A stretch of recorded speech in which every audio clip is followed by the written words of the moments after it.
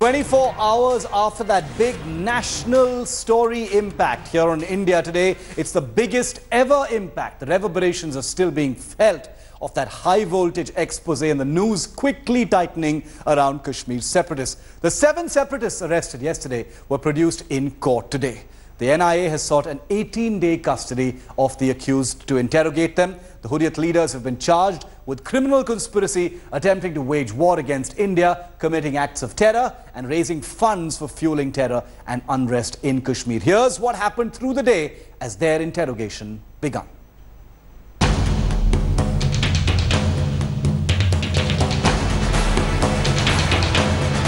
Villains of the Kashmir Valley. 7 Pakistani agents operating in the garb of Kashmiri separatists. Exposed by India Today.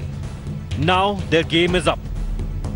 A day after their arrest, the 7 separatist leaders accused of being in cahoots with Pakistan were produced in court. The NIA sought their 18-day custody.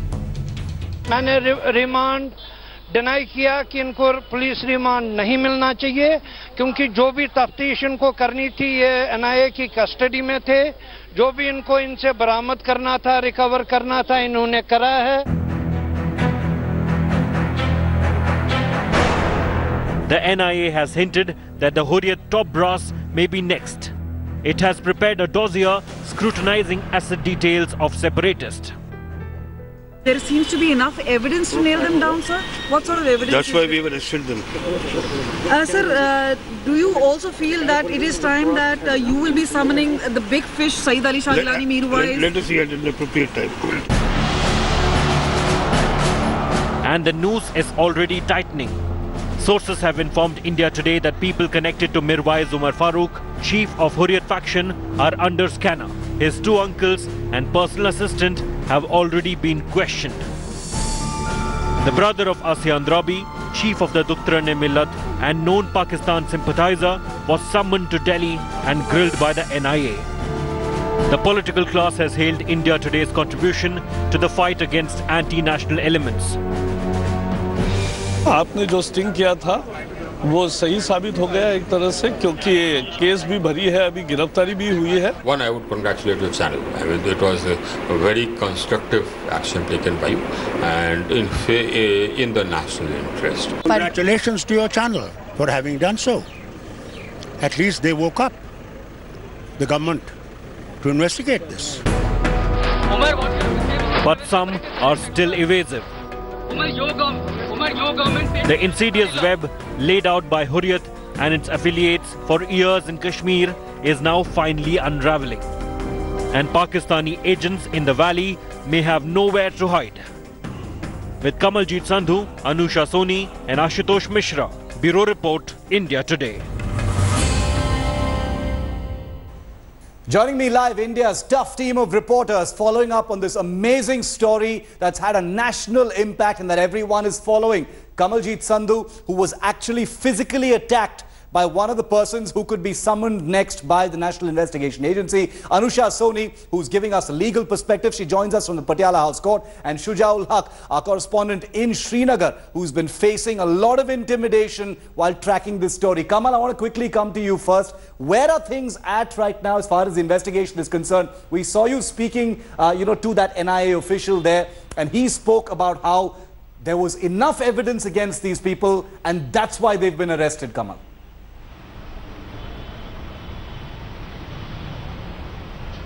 Well, yes, Shiv, we spoke to the DG Sharad Kumar. He specifically, categorically said there's enough evidence to nail the 7 separatists, but the NIA is not going to stop at that. They have more evidence, and remember, there are layers in this entire case. The top layer is of the top Hurriyat leaders. The ones who've been arrested now are the 2nd-rung leaders. We believe the 3rd-rung leaders are the middlemen, and the 4th one are the stone pelters and people who are perpetrating crime and terror on ground. So the NIA investigation is going to probe all these 4 layers, peel layer by layer. They will open a Pandora's box. And remember, at this point of time, Shiv, they've already taken 13 charge sheets from the Jammu Kashmir police. They've been investigating places. They've also raided several places. They are trying to speak to terror accused. They will find that particular link. And they're saying on target is not somebody like Saeed Ali Shah Gilani or Mirwais. They said only if there is evidence. And remember, at this point of time, they're saying there is a preliminary evidence against all these top Hurriyat leaders. Yes. And that is why they can expect a summons shortly from the NIA. They'll have to come clean on the number of properties. And remember, we've seen that dossier, the NIA dossier, the property sheets that they're carrying at this point of time. Yes. These are all money, much more money that these people can have from their own source of funding. Where is the fund coming from? Is it from Pakistan, from POK? Who are the people behind it? Who's engineering the unrest? That will be the crux of the NIA investigation. And it's already begun in right earnest, as you've been reporting, Kamal. Anusha, you know, the charges against these individuals, these 7 men, are very, very serious. You know, terrorism, criminal conspiracy, you know, all charges that carry with them many years put together of possible potential imprisonment. But there is going to be a significant amount of due process, as India always accords everyone, including terrorists. Just take us briefly through what that legal process is going to look like, Anusha.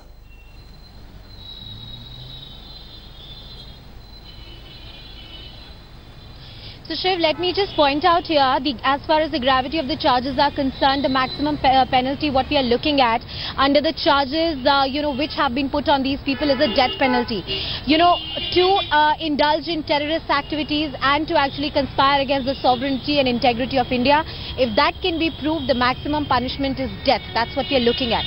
Prevention of Unlawful Activities Act 1967 defines terrorism very broadly. It is any act done to disrupt public order. There is funding, there is actual life loss. Now the other very crucial aspect, as you pointed out, the due process. In the court, there will have to be proved a causal factual link, a financial trail that these people actually got the funds from across the border or from any other illegitimate source to actually disrupt the public law and order in the country. That's one thing that will need to be proved. As far as today's proceedings were concerned, it was an in-camera proceeding. The order is still awaited. The judge is still writing the order. We are all waiting outside for that order to be pronounced. I hope that this, case is put on a speedy trial. It's done on a fast-track basis. Otherwise, the long judicial process often seems to help people who are guilty of something or the other. There's no doubt about that. Very good point that you make there, Anusha, that these men have been given the long rope for so long. They actually believe they will get away with it, which is probably why Shuja, who's in Srinagar with us, Shuja, the Hurriyat over there has blatantly called for a Kashmir-wide bandh. They are defiant in their own way. They believe that this is some kind of persecution. You know, they've put out statements of this kind as well. What is the mood there? Is there real fear, Shuja, that this is a crackdown for real for the first time against the Hurriyat? Well, Shiv, there is no doubt about the fact that this is, this is unprecedented. We haven't heard of a crackdown like this being carried out by a central agency against Hurriyat leaders. En masse. Yes. So there is a factor of shock, when it comes to the Hurriyat and the other separatist leadership. Yesterday in itself, they came out with a statement asking the people to observe a shutdown today. They called these arrests, vengeful and also named them arbitrary. Today we are seeing a mixed response to the shutdown call. Many areas reported shutdown. But the overall really, Shiv, is in the fact that this is a massive step that a central agency has taken perhaps in last 3 decades of the entire Kashmir disturbance. So certainly there is worry, in terms of the fact that whether this will invite more reaction. Okay, one of the big questions that a lot of people are asking, we certainly are asking here on India Today as well, is Mirwais Umar Farooq and Saeed Ali Shah Gilani and Yasin Malik, 3 of the most well-known terrorists. You could classify them as big fish. The 7 terrorists who've been arrested, Kamal, on the back of this investigation are all, prominent members, prominent leaders, agents of the Hurriyat and the separatist ecosystem in Kashmir. But, we all know, and you've been covering it for so many years, Kamal, you've seen dossiers, you've seen reports about people like Saeed Ali Shah Gilani, Yasin Malik, Mirwais Umar Farooq. Are you getting the sense that their summoning is also imminent, Kamal?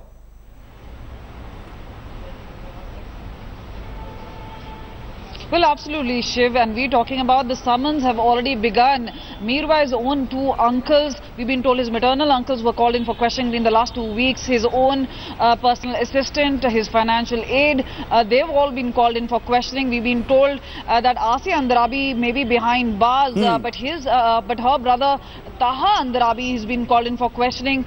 So yes, that has already begun, the law closing in. But remember, what NIA has done at this point of time is attack the nerve center. Yes. People who are close to Saeed Ali Shah Gilani, which includes Altaf Fantoosh, who's the son-in-law. We're talking about Ayaz Akbar, who's the spokesperson. Clearly, it's Naeem Khan, who was once upon a time a close aide of Saeed Ali Shah Gilani. Okay. So yes, these are people who were entitled to financial details. People who would know about the willy-nilly and financial dealings. Absolutely. So that has been done. And remember, Saeed Ali Shah Gilani may be under house arrest. He's been under the scanner for many years. But now is the time where people will ask, when the NIA is going to ask them very pinpointed Kamal, questions stay with me for a moment. We've got breaking news coming in. We've got breaking news coming in on precisely this. Yes, we've got that breaking news that Anusha was just about to bring us. 10 days custody has been awarded to the 7 Hurriyat terrorists who were arrested yesterday. 10-day police custody for the 7 Pak agents. We are calling them Hurriyat terrorists here because the charges against them are incredibly grave. Naeem Khan, Bitta Karate and the others will have 10 days in police custody, during which time they will be interrogated by the National Investigation Agency on charges of terrorism, criminal conspiracy under the Unlawful Activities Act and several other sections under which they have been arrested. Very serious charges. 10 days police custody has been awarded. Anusha Soni is our correspondent on the ground. Anusha, take us through what this means. Make it clear for us what will happen in these 10 days.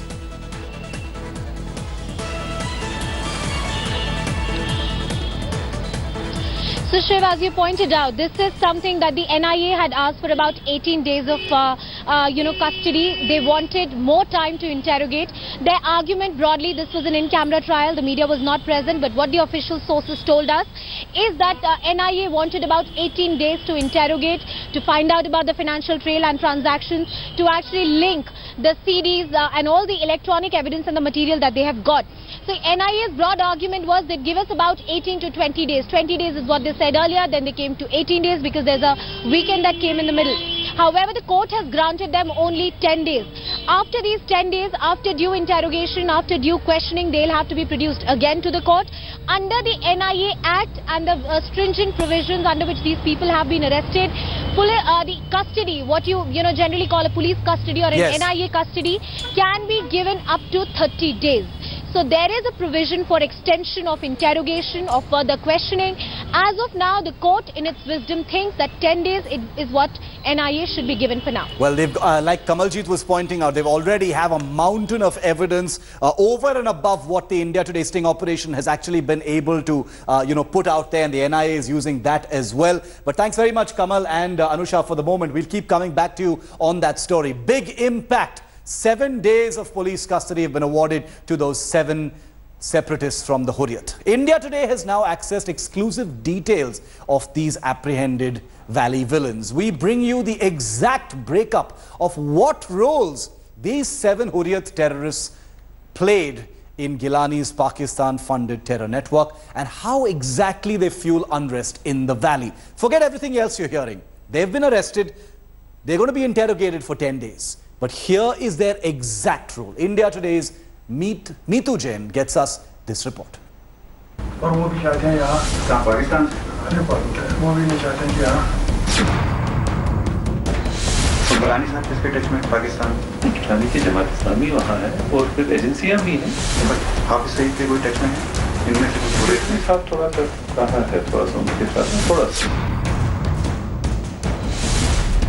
May 16th, 2017.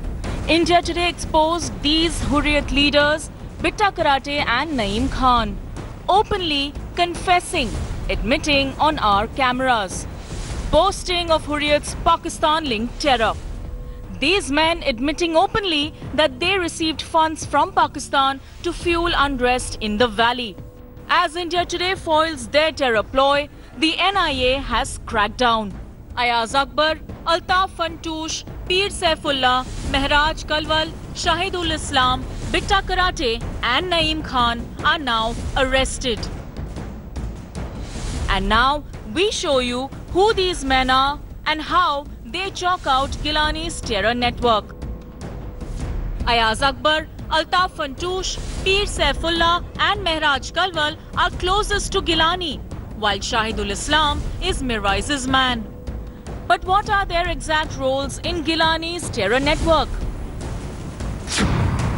Bitta Karate, Shahidul Islam, known to mutilate bodies of suspected police informers. Altaf Fantoosh handles monetary transactions with Pakistan. Mehraj Kalwal is behind hoisting Pakistan or ISIS flags in the valley. Peer Saifullah runs Gilani's office, gives and takes orders from Pak agencies. Now, while all these men have massive houses and apple orchards in the valley, take a look at this man, Altaf Fantoosh, Saeed Ali Shah Gilani's son-in-law. India Today has accessed these documents, which show the sheer amount of money that has crossed hands from across the border that allows him to own this vast wealth. A 4,000 square feet, 3-storied house in Srinagar, a 2,000 square feet house in Jammu.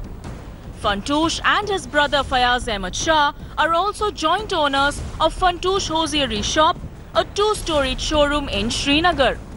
Whose side are the Hurriyat leaders really on? Are they using the violence in the valley to feather their nests, as documents accessed by India Today seem to suggest, or is fomenting trouble their real purpose? As the NIA probes these separatists, the Hurriyat's game is exposed. Their dirty financial trail too is out. While the expose seems to be having its desired effect, quelling the violence in the valley is still going to be an uphill task. In Srinagar with cameraman Ajay Sinha, this is Meetu Jain for India Today. Ram Madhav, one of the most prominent Team Modi faces on the Kashmir issue, spoke to us a short while ago on the back of the mega Hurriyat truth tapes impact with those 7 terrorists from the Hurriyat who've been arrested. Here's Ram Madhav in conversation with managing editor Rahul Kanwar. You know, it's been quite incredible to see the speed at which the NIA has proceeded on investigating the Hurriyat truth tapes. Between the time India Today put out this story and these arrests, it took only 68 days. I remember you coming on our show soon after we broke the story and said that there will be action. Finally, we have seen the kind of action that you did speak about.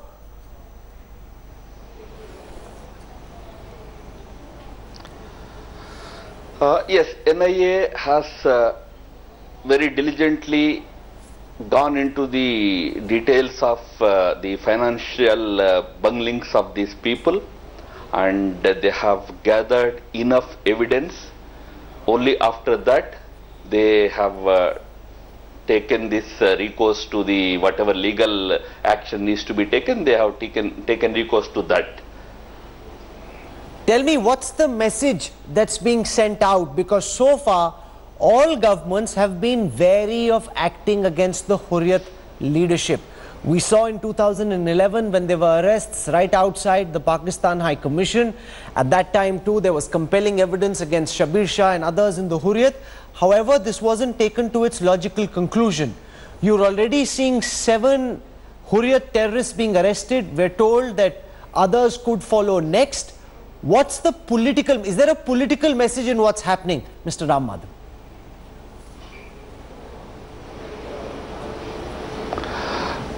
Look, Rahul, in Kashmir Valley, the agitation against the security forces, which sometimes turns into agitation against India and all, is a very small part of it is probably spontaneous, but largely it is sponsored by elements like these.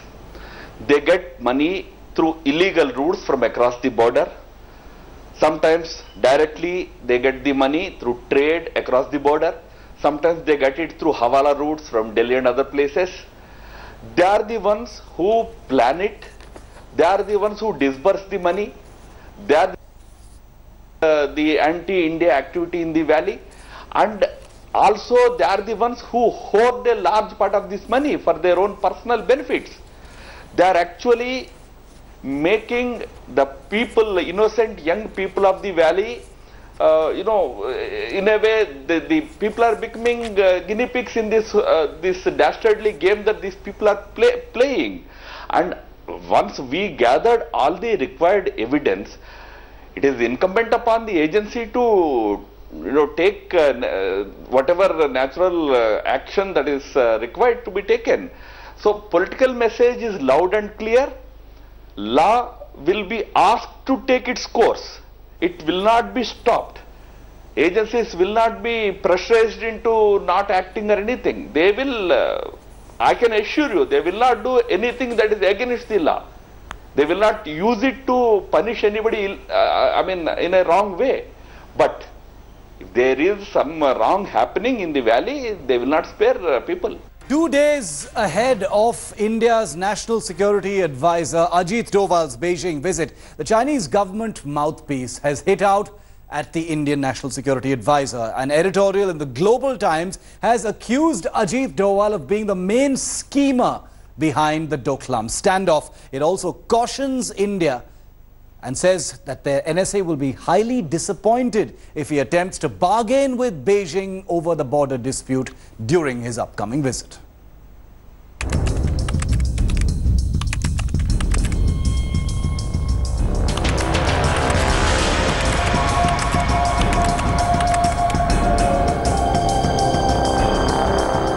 Yet another shrill warning by China over the Doklam border standoff. This time, a direct attack on India's National Security Advisor, Ajit Doval. 2 days ahead of Doval's Beijing visit, the Chinese government mouthpiece has hit out at the NSA. An editorial in the Global Times has accused Ajit Doval of being the main schemer behind the Doklam standoff. The editorial warned that Ajit Doval will be highly disappointed if he attempts to bargain with Beijing over the border dispute. The editorial comes a day after the People's Liberation Army issued its strongest statement on the standoff, warning India not to harbour any illusions. Do not underestimate our ability to defend our territory. We strongly call on India to immediately withdraw their frontier defence personnel from across the border. This is our precondition and basis for solving the current situation. The Indian Army has quietly but firmly called China's bluff. Vice Chief of the Army Staff, Lieutenant General Sharad Chand, said it's the Chinese who were in violation of norms in the current standoff. China's frustration stems from the fact that India is not withdrawing from the plateau despite Chinese saber rattling. In fact, External Affairs Minister Sushma Swaraj set the record straight, saying China was the aggressor and the withdrawal must be mutual. China has threatened not just a tiny Bhutan, but also India. Elsewhere, China, despite its claims of a peaceful rise, has been threatening Vietnam to stop oil exploration in the disputed South China Sea. With Anant Krishnan in Beijing, Bureau Report, India Today.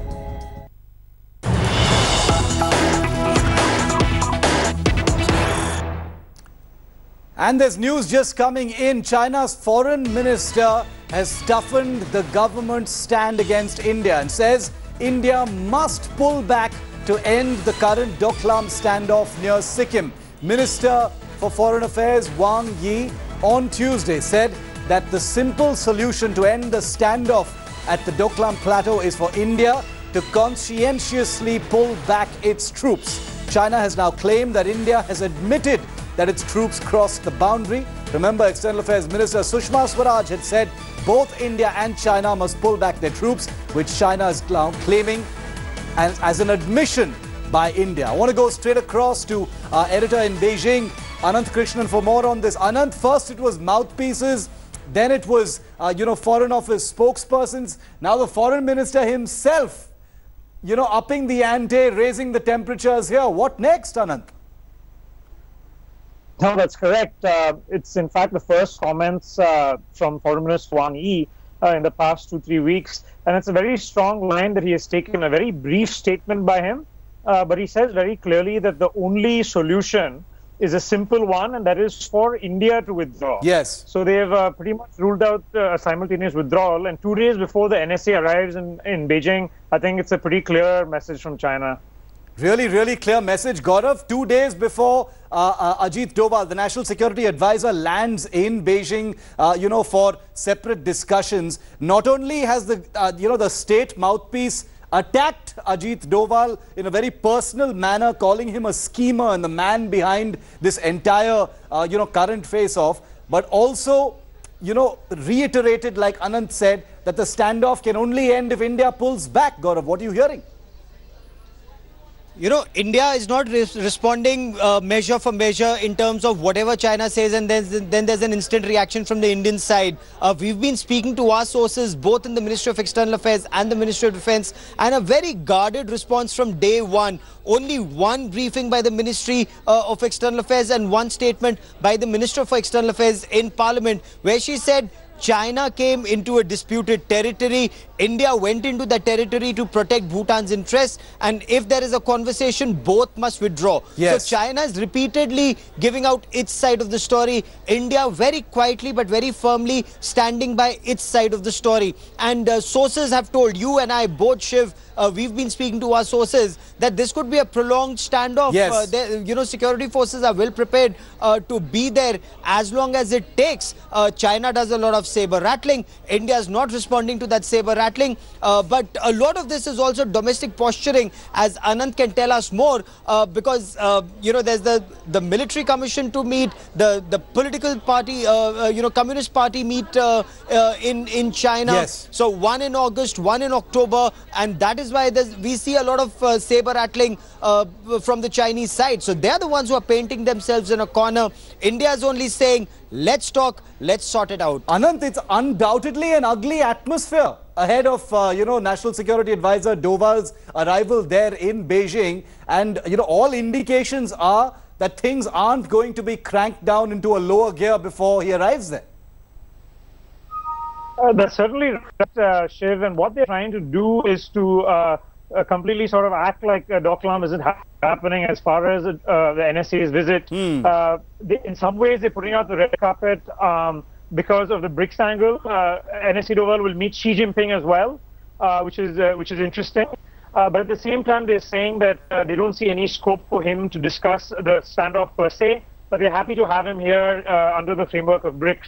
So it's a bit of a strange balancing act that they're trying to pull off. Really strange balancing act. Imagine the National Security Advisor there in Beijing at a time when this standoff is taking place. How do you separate those two strands? Well, that's what really diplomacy is going to be all about. It's going to be very interesting. Anand's going to be reporting that for us from Beijing. Thanks, gentlemen, for joining me on 5 Live this evening. We got breaking news coming in, or our national spotlight story here on 5 Live. Our big lead story on the 7 terrorists of the Hurriyat who were arrested yesterday. Well, we've just got the biggest note of congratulations by the man leading the fight against these people in Jammu and Kashmir. Inspector General of the Kashmir Police, Munir Khan, has spoken to India Today and lambasted the Hurriyat leadership. He's congratulated India Today's sting operation and said that it is the first historic piece of journalism that has completely discredited the Hurriyat terror leadership. Take a look. Just how successful has the India Today Aaj Tak sting been, and really what is the effect of the Bandh called by the Hurriyat conference? And of course also, where does the Hurriyat go from here? We have the man on the ground, IG Kashmir, Munir Khan, talking to us. Mr. Khan, the fact is that there is a Bandh call, and we do understand that in many places the Bandh does appear to be a little bit successful. Well, I think you have been traveling in the city since morning. And you must have seen for yourself that no doubt in the business hub, that's Lal Chowk and Badsha Chowk, most of the shops are closed. But at the same time, there's a lot of traffic on the roads.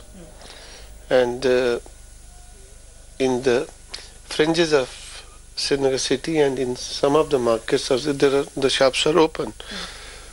What about in the rest of the valley? I'll tell you.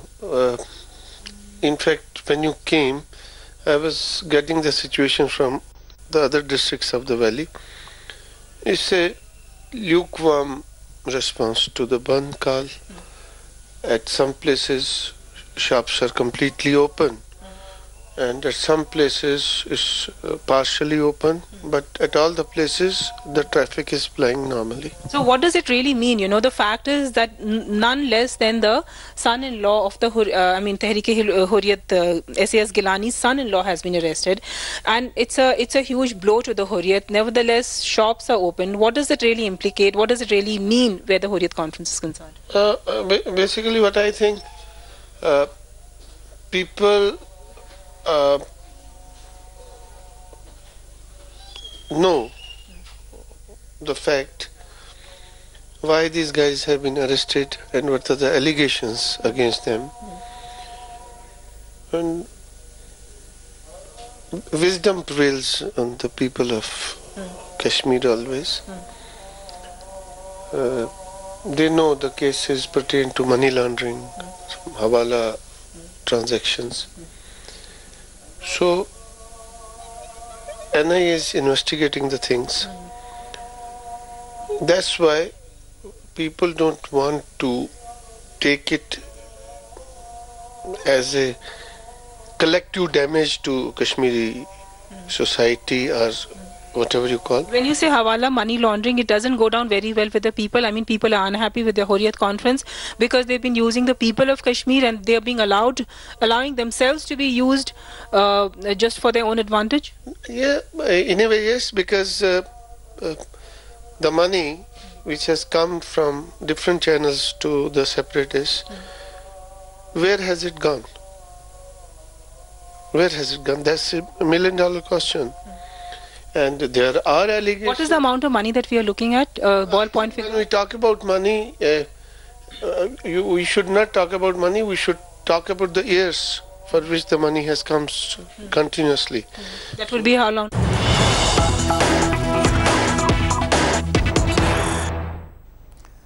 Breaking news coming in on the Telugu film industry. Drug scandal, trouble for actor Charmi Kaur, with the Hyderabad High Court allowing the Excise Special Investigation Team a round of conditional questioning of actress Charmi Kaur in the drugs case. She will be questioned between 10 a.m. and 5 p.m. tomorrow, whereas no sample of her blood, nails or hair can be taken without her consent. So Charmi Kaur, who had actually approached the court against the summons from the excise department in the Telugu film industry drugs case, has now received no relief from the court. The court has now said the excise department, the SIT, the Special Investigation Team, will be allowed conditional questioning of the actress Charmi Kaur.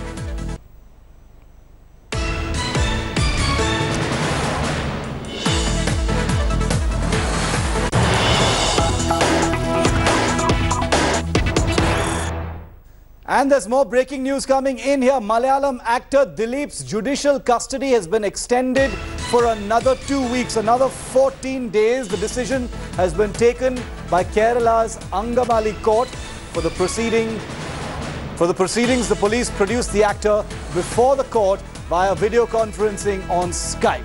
Dilip has already been in police custody for the last many days, and now it has been his judicial custody, I beg your pardon, has been extended for another 2 weeks. So, Dilip, superstar Malayalam actor, remains in jail in the case involving the molestation of a fellow Malayalam acting star.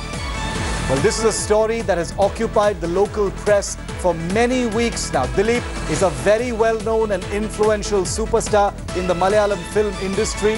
Lurid details of this entire case have been swamping the local press and garnered national attention as well, because Dilip is a big star in the industry, and now 14 more days of judicial custody have been awarded to him.